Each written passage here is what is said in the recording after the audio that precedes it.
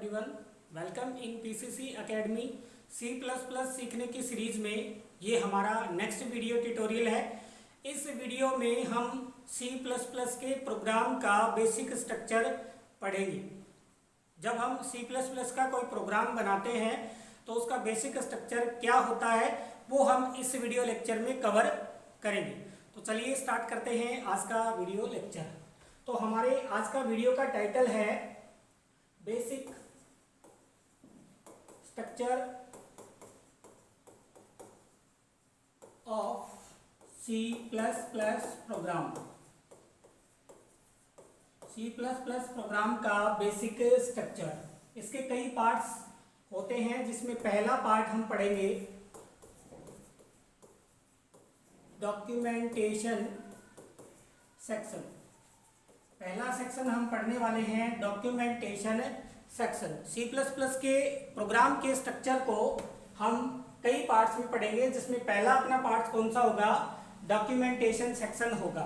दूसरा अपना जो पार्ट होगा वो होगा प्री प्रोसेसर डायरेक्टिव। दूसरा पार्ट कौन सा होगा, प्री प्रोसेसर डायरेक्टिव। अगला पार्ट अपना होगा ग्लोबल डिक्लेरेशन सेक्शन। अगला पार्ट अपन कौन सा पढ़ेंगे, ग्लोबल डिक्लेरेशन सेक्शन। पहला पार्ट हम पढ़ेंगे डॉक्यूमेंटेशन सेक्शन। दूसरा पार्ट हम पढ़ेंगे कौन सा, दूसरा पार्ट पढ़ेंगे प्री प्रोसेसर डायरेक्टिव। तीसरा पार्ट हम पढ़ेंगे ग्लोबल डिक्लेरेशन सेक्शन। चौथा पार्ट हम पढ़ेंगे क्लास एंड मेथड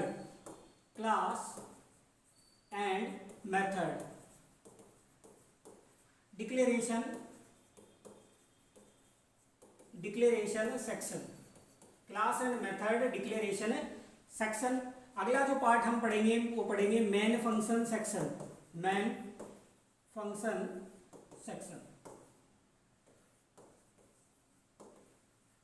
उसके बाद हम पढ़ेंगे मेथड डिक्लेरेशन या डेफिनेशन डिक्लेरेशन सेक्शन। ये हम C++ के प्रोग्राम का बेसिक स्ट्रक्चर को हम कितने पार्ट्स में पढ़ने वाले हैं, हम 6 पार्ट्स में पढ़ने वाले हैं। जिसमें पहला पार्ट कौन सा है अपना, डॉक्यूमेंटेशन सेक्शन होने वाला है। दूसरा पार्ट है प्री प्रोसेसर डायरेक्टिव सेक्शन होने वाला है। तीसरा ग्लोबल डिक्लेरेशन सेक्शन पढ़ेंगे। उसके बाद में पढ़ेंगे class and method declaration section. उसके बाद में पढ़ेंगे मेन फंक्शन सेक्शन। उसके बाद में पढ़ेंगे मेथड डेफिनेशन या डिक्लेरेशन सेक्शन। इसके बारे में हम आज 1 बाय 1 पॉइंट से अपन कवर करने वाले हैं। तो पहला देख लेते हैं डॉक्यूमेंटेशन सेक्शन। पहला पार्ट कौन सा रहेगा, डॉक्यूमेंटेशन सेक्शन। पहला पार्ट कौन सा रहेगा, डॉक्यूमेंटेशन सेक्शन। स्टूडेंट, किसी भी C++ के प्रोग्राम की शुरुआत इसी सेक्शन से होती है। इस सेक्शन में हम क्या करते हैं, इस सेक्शन में हम यूजर को अंडरस्टैंड करने के लिए कमेंट लाइन लिखते हैं। यूजर को समझाने के लिए कुछ डॉक्यूमेंटेशन का अपन यूज करते हैं जिनको अपन क्या कहते हैं, कमेंट लाइन कहते हैं।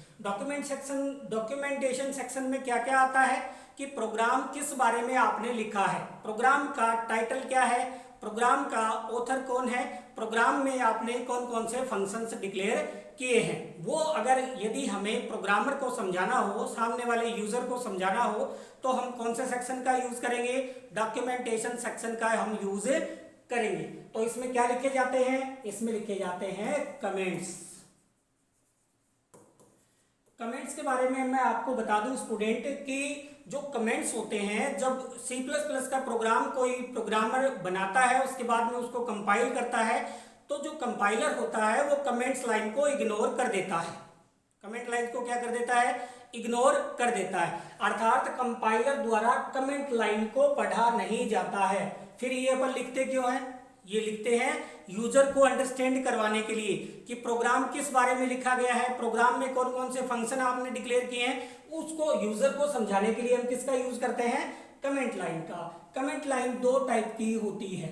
नंबर 1 होती है single line comment, single line comment. और नंबर 2 होती है multiple line comment, multiple line comment. तो कमेंट लाइन कितने टाइप की होती है? 2 टाइप की होती है। सिंगल लाइन कमेंट जो होती है, number 1 single line comment. Single line comment जो होती है, अगर हमें प्रोग्राम में एक लाइन में कमेंट लिखना हो तो हम किसका यूज करेंगे? सिंगल लाइन कमेंट का यूज करेंगे। इसकी शुरुआत डबल स्लैश से होती है और यहां क्या लिखते हैं? कमेंट्स। इसकी शुरुआत किससे होती है स्टूडेंट? डबल स्लैश से होती है। डबल स्लैश भी कौन सा है? फॉरवर्ड वाला डबल स्लैश है। दूसरा है multiple line comment. Multiple line comment, यदि हमें प्रोग्राम में कमेंट को एक से ज्यादा लाइन में अगर लिखना हो, किसमें लिखना हो? एक से ज्यादा लाइन में अगर लिखना हो, जैसे, तो हम किसका यूज करेंगे? मल्टीपल लाइन कमेंट का। इसकी शुरुआत होती है स्लैश एस्टिक से, स्लैश एस्टिक से। यहां हम मल्टीपल लाइन में क्या लिखेंगे? कमेंट्स लिखेंगे। और इसका अंत होता है, इसका एंड होता है एस्टिक और स्लैश से। शुरुआत किससे होती है? स्लैश एस्टिक से होती है। अंत किससे होता है? एस्टिक स्लैश से होता है। आप इसको देखिए, स्क्रीनशॉट लेना चाहें तो यू कैन डू।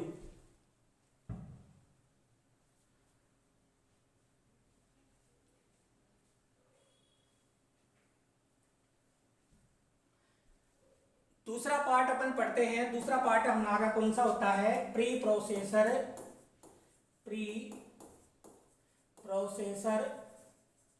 डायरेक्टिव। दूसरा पार्ट कौन सा होता है? Pre processor directive. Pre processor directive में क्या होता है स्टूडेंट? जो भी हम प्रोग्राम में, C++ के प्रोग्राम में जो भी हम फंक्शन, वेरिएबल्स वगैरह डिक्लेयर करेंगे, ऑब्जेक्ट्स वगैरह लिखेंगे, उनकी क्या होती है? लाइब्रेरी। उन लाइब्रेरी फाइल्स को अपने को प्री प्रोसेसर डायरेक्टिव के द्वारा प्रोग्राम में क्या करना पड़ेगा? इंक्लूड करना पड़ेगा। तो इसमें अपन, इसके भी 2 पार्ट होते हैं। पहला पार्ट होता है लिंक सेक्शन। कौन सा सेक्शन होता है? Link section.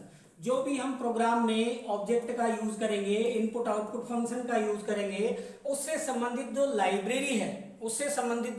लाइब्रेरी है, उनको हम लिंक सेक्शन में क्या करेंगे? पहले प्रोग्राम से लिंक करेंगे। और किसका यूज करके करेंगे? प्री प्रोसेसर डायरेक्टिव का यूज करके करेंगे। इसके कितने पार्ट होते हैं? इसके 2 पार्ट होते हैं। नंबर 1 होता है लिंक सेक्शन। लिंक सेक्शन में क्या आती है? Header files. क्या आती है? हेडर फाइल्स आती है। जैसे कॉमनली अपन 2 हेडर फाइल का यूज करेंगे आगे अपन प्रोग्राम में। हैश को ही बोला जाता है pre processor directive. Hash include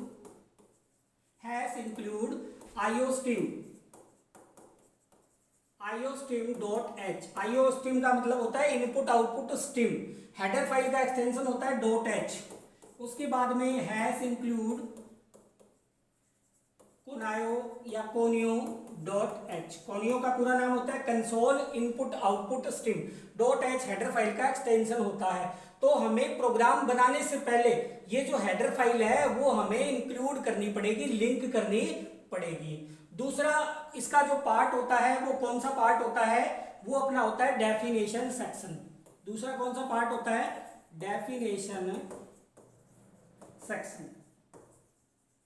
दूसरा इसका पार्ट कौन सा होता है स्टूडेंट? डेफिनेशन सेक्शन होता है। डेफिनेशन सेक्शन में अपन क्या लिखते हैं? मैक्रो। क्या डिफाइन करते हैं? डिफाइन। डेफिनेशन में डिफाइन। क्या डिफाइन करते हैं? हम डिफाइन करते हैं मैक्रो। मैक्रो हैश डिफाइन से डिफाइन किया जाता है। हैश का मतलब pre processor directive. Hash define. जैसे एक मैक्रो डिफाइन कर देता हूं मैं, काउंट 10। अब प्रोग्राम में जहां भी यूजर द्वारा काउंट लिखा जाएगा, उस काउंट को उसकी प्री डिफाइंड वैल्यू जो कि अपन ने कितनी दी है? 10 दी है, उससे क्या कर दिया जाएगा? रिप्लेस कर दिया जाएगा। तो ये सेक्शन हो गया अपना प्री प्रोसेसर डायरेक्टिव। कौन सा सेक्शन हो गया? Pre processor directive. इसके कितने पार्ट होते हैं? दो पार्ट होते हैं। पहला पार्ट कौन सा होता है? Link section. और दूसरा पार्ट कौन सा होता है? Definition section. लिंक सेक्शन में हम क्या करते हैं? हेडर फाइल को इंक्लूड करते हैं। दूसरा डेफिनेशन सेक्शन में अपन क्या करते हैं? डेफिनेशन सेक्शन में अपन क्या करते हैं? और जो मैक्रो है वो अपन क्या करते हैं? डिफाइन करते हैं। अगला सेक्शन अपना है 3rd नंबर, ग्लोबल डिक्लेरेशन।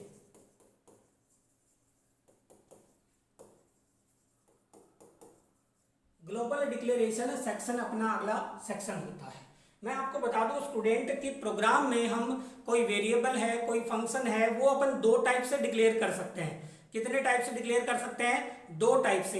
एक होता है ग्लोबली और एक होता है लोकली। तो पहले ग्लोबल और लोकल को समझते हैं, उसके बाद में ये अपन सेक्शन समझेंगे। जैसे अपना प्रोग्राम, अगर कोई ब्लॉक आपने बनाया तो ब्लॉक इस प्रकार से बनता है। यहां आप वेरिएबल, यहां आप फंक्शन, यहां आप स्ट्रक्चर, यहां आप एरे डिक्लेयर कर सकते हो। अगर यहां आपने कोई variable, function, array, structure declare किया है तो उसका जो स्कोप होगा वो इस ब्लॉक के अंदर ही होगा, मतलब वो बाहर से एक्सेस से नहीं किए जा सकते। दूसरा, आप यहां भी डिक्लेयर कर सकते हो इस ब्लॉक से बाहर, इस ब्लॉक से बाहर। इस सेक्शन को बोला जाता है ग्लोबल। कैसा सेक्शन बोलेंगे? ग्लोबल। और इस सेक्शन को अपन क्या बोलेंगे? Local section. तो ग्लोबल सेक्शन में जो भी आपने वेरिएबल, जो भी फंक्शन, जो भी स्ट्रक्चर, जो भी एरे डिक्लेयर किया है, उनका स्कोप फंक्शन के ब्लॉक के बाहर भी होता है और ब्लॉक के अंदर भी होता है। तो वो सेक्शन कौन सा कहलाता है? Global declaration section. I hope आपको ग्लोबल की डेफिनेशन समझ में आई होगी। तो अपन सिंपल लैंग्वेज में लिख सकते हैं, ग्लोबल डिक्लेरेशन सेक्शन में क्या लिखेंगे? इस सेक्शन में डिक्लेयर किए जाने वाले, डिक्लेयर किए जाने वाले वेरिएबल, फंक्शन, स्ट्रक्चर का स्कोप पूरे प्रोग्राम में होता है। सिंपल लैंग्वेज में मैंने बता दिया आपको कि अगर आप इस ब्लॉक से बाहर कुछ भी डिक्लेयर करेंगे, कौन सा सेक्शन कहलाएगा? ग्लोबल। कौन सा सेक्शन कहलाएगा? ग्लोबल। अब इसका स्कोप ब्लॉक के बाहर भी होगा और ब्लॉक के अंदर भी होगा, तो अपन कह सकते हैं पूरे प्रोग्राम में होता है। कौन सा सेक्शन कहलाता है? Global declaration section. देखिए इसको एक बार,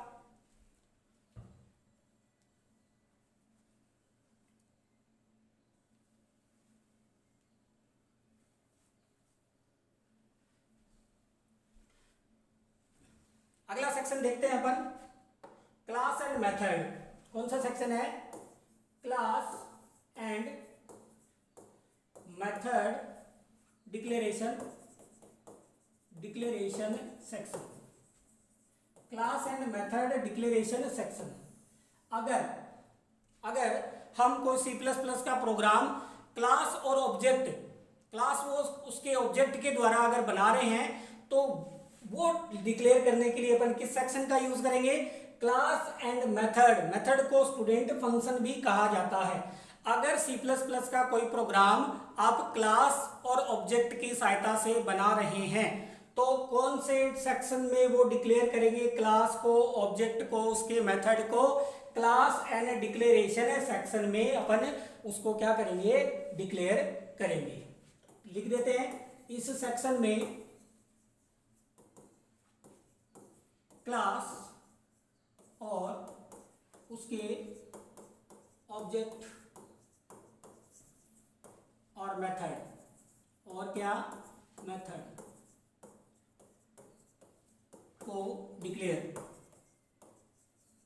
किया जाता है। सिंपल है, ठीक है। अगला सेक्शन देख ले, क्लियर हो गया होगा आपके? Main function section. अगला कौन सा है? मेन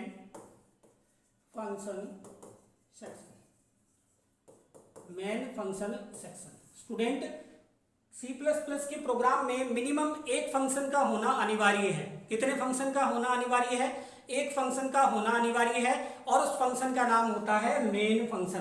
क्या नाम होता है? Main function. Main function program C++ के प्रोग्राम की शुरुआत मेन फंक्शन से होती है। अर्थात जब भी अपन किसी C++ के प्रोग्राम को बनाने के बाद में कंपाइल करते हैं तो प्रोग्राम का कंट्रोल सबसे पहले कहाँ आएगा? मेन फंक्शन पे आएगा। ये प्रोग्राम का सबसे इंपॉर्टेंट फंक्शन होता है, मैंडेटरी पार्ट होता है। कौन सा फंक्शन है? Main function. मेन फंक्शन के भी हम दो पार्ट पढ़ेंगे। पहला है local declaration, local declaration section. Local declaration section, अभी आपको मैंने लोकल और ग्लोबल बताए थे कि ये एक ब्लॉक है, इसके अंदर जो भी डिक्लेयर करेंगे वो लोकल पार्ट कहलाएगा, वो मेन फंक्शन में लिखा जाता है। तो यहां क्या करते हैं? लोकल यूज होने वाले, लोकल यूज होने वाले वेरिएबल एंड फंक्शंस, जिनका स्कोप कहां तक रहेगा? इस मेन फंक्शन के ब्लॉक के अंदर ही रहेगा। इस ब्लॉक मेन फंक्शन के अंदर ही रहेगा। मेन फंक्शन के कितने पार्ट बताए? दो पार्ट होते हैं। पहला पार्ट कौन सा होता है? Local declaration section. दूसरा पार्ट होता है प्रोग्राम के statement, program statements, program statements. यहां जो भी आपने वेरिएबल, जैसे मैंने एक ब्लॉक बनाया मेन फंक्शन का और यहां डिक्लेयर कर दिया int a इक्वल 10, ठीक है, int b इक्वल 5 और मैंने किया int c इनका जोड़ करने के लिए, ठीक है। अब यहां तो ये हो गए लोकल वेरिएबल है a b और c, इनका स्कोप कहां तक रहेगा? इस मेन फंक्शन के प्रोग्राम तक ही रहेगा। प्रोग्राम स्टेटमेंट क्या होते हैं? ये जो वेरिएबल आपने डिक्लेयर किए, ये जो लिखे आपने, ये किस प्रकार से कार्य करेंगे, वो स्टेटमेंट अगर आपको लिखना हो तो कौन से में लिखेंगे? Program statement. इसको एग्जीक्यूटेबल सेक्शन भी कहा जाता है। क्या कहा जाता है? एग्जीक्यूटेबल सेक्शन भी इसको अपन बोल सकते हैं। यहां एग्जीक्यूट होने वाले स्टेटमेंट्स लिखे जाते हैं। प्रोग्राम का फ्लो क्या होगा, प्रोग्राम किस प्रकार से काम करेगा, वो सारे स्टेटमेंट अगर आपको लिखने हो तो किस सेक्शन में लिखेंगे? Main function section. Main function section के कौन से सेक्शन में लिखेंगे? प्रोग्राम स्टेटमेंट में। तो अपन लिख सकते हैं इस सेक्शन में प्रोग्राम में एग्जीक्यूट होने वाले प्रोग्राम में एग्जीक्यूट होने वाले क्या? स्टेटमेंट्स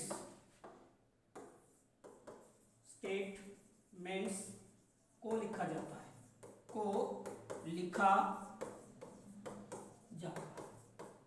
ठीक है।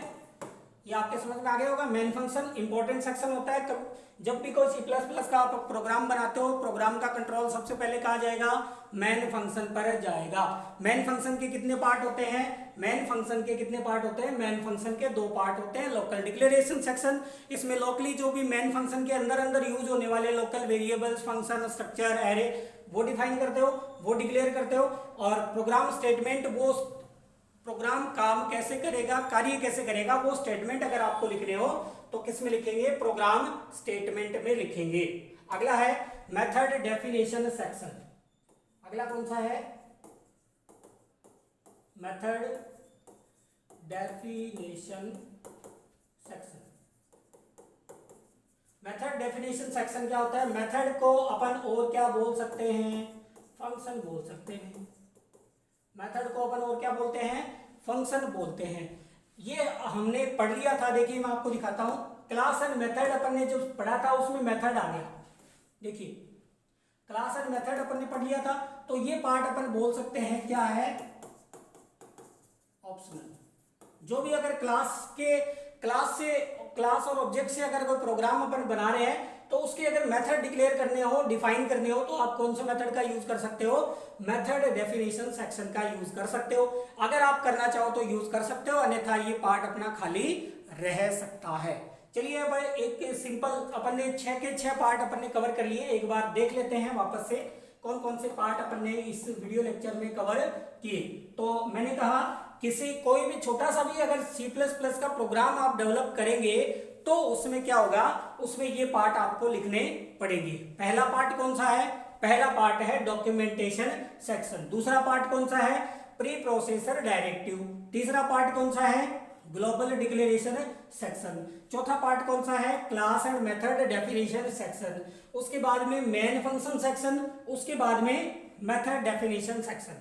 अब मैं आपसे यहां पर एक क्वेश्चन पूछता हूं, इसमें मैंडेटरी पार्ट कौन कौन से हैं, या एक आप किसी का कमेंट करके आप बता सकते हैं कि इसमें मैंडेटरी पार्ट कौन सा होगा। तो ये आपको कमेंट करके बताना है। सबसे पहला अपन ने क्या पढ़ा? Documentation section. डॉक्यूमेंटेशन सेक्शन में क्या होता है? प्रोग्राम से संबंधित यूजर को समझाने के लिए स्टेटमेंट्स लिखे जाते हैं, जो कि किसके रूप में लिखे जाते हैं? कमेंट के रूप में लिखे जाते हैं। कमेंट कितने टाइप के होते हैं? Single line, multiple line. Single line की शुरुआत किससे होती है? डबल स्लैश से होती है। मल्टीपल लाइन की शुरुआत किससे होती है? स्लैश एस्टिक से, और अंत किससे होता है? एस्टिक स्लैश से होता है। कमेंट लाइन को कंपाइलर द्वारा रीड नहीं किया जाता है, कंपाइल नहीं किया जाता है, ये केवल यूजर को समझाने के लिए यूज में ली जाती है। दूसरा अपन ने पढ़ा प्री प्रोसेसर डायरेक्टिव। प्रोग्राम बनाने से पहले प्रोग्राम में यूज होने वाले इनपुट आउटपुट फंक्शन को अगर आपको यूज करना है तो उससे संबंधित आपको लाइब्रेरी फाइल्स अपने प्रोग्राम में क्या करनी पड़ेगी? इंक्लूड करनी पड़ेगी। इसके कितने पार्ट होते हैं? 2 पार्ट होते हैं। लिंक सेक्शन होता है जिसमें अपन हेडर फाइल्स लिखते हैं, कॉमनली अपन लिखते हैं हैश इंक्लूड। हैश क्या है? प्री प्रोसेसर डायरेक्टिव है। iostin.h hash include kunayo.h। दूसरा डेफिनेशन सेक्शन में अपन क्या करते हैं? मैक्रो डिफाइन करते हैं। अगला है ग्लोबल डिक्लेरेशन सेक्शन। इस सेक्शन में अपन डिक्लेयर किए जाने वाले वेरिएबल्स, फंक्शन, स्ट्रक्चर का स्कोप पूरे प्रोग्राम में रहता है। आपको मैंने ग्लोबल और लोकल क्या होता है ये भी आपको मैंने समझा दिया है। उसके बाद में क्लास एंड मेथड सेक्शन। अगर हम कोई प्रोग्राम C++ का प्रोग्राम क्लास और ऑब्जेक्ट की सहायता से बना रहे हैं तो हम कौन से सेक्शन में वो लिखेंगे? क्लास और method, class and method declaration section में लिखेंगे। उसके बाद में अपन ने पढ़ा मेन फंक्शन। प्रोग्राम का सबसे इंपॉर्टेंट फंक्शन होता है, कोई भी C++ का प्रोग्राम यदि आप डेवलप करते हो तो प्रोग्राम का कंट्रोल सबसे पहले कहाँ आएगा? मेन फंक्शन पर आएगा। मेन फंक्शन के कितने पार्ट होते हैं? लोकल सेक्शन होता है, लोकल डिक्लेरेशन सेक्शन होता है जिसमें अपन लोकली यूज होने वाले वेरिएबल्स, फंक्शन, एरे, स्ट्रक्चर को अपन क्या करते हैं? डिक्लेयर करते हैं। और दूसरा सेक्शन कौन सा होता है? Program statement. इनको एग्जीक्यूटेबल स्टेटमेंट भी कहते हैं। प्रोग्राम काम कैसे करेगा वो काम करने वाले स्टेटमेंट अपन कहाँ लिखेंगे? प्रोग्राम स्टेटमेंट्स में लिखेंगे। अगला जो पार्ट है वो था अपना ऑप्शनल पार्ट, क्योंकि अपन क्लास एंड मेथड पहले पढ़ चुके हैं। मेथड को और क्या बोलते हैं? फंक्शन बोलते हैं। अगर आप कोई प्रोग्राम क्लास से बना रहे हैं और अगर आप क्लास के मेथड यहाँ डिफाइन करना चाहते हैं तो आप आराम से कर सकते हैं। क्लियर हुआ होगा आपको? आई होप आपको समझ में आया होगा कि बेसिक स्ट्रक्चर C++ के प्रोग्राम का क्या होता है। अगले वीडियो लेक्चर में हम एक सिंपल प्रोग्राम C++ का प्रोग्राम बना के देखेंगे और ये जो अपन ने स्ट्रक्चर पढ़ा उसको अपन डिफाइन करेंगे कि प्रोग्राम में कौन सा जो स्ट्रक्चर है वो कहाँ यूज किया गया है। अगर वीडियो आपको समझ में आया तो वीडियो को लाइक जरूर करें, अपने फ्रेंड्स के साथ में शेयर करें और चैनल को सब्सक्राइब नहीं किया है तो चैनल को सब्सक्राइब भी कर दें। मिलते हैं अगले वीडियो में, तब तक के लिए जय हिंद, जय भारत, थैंक यू।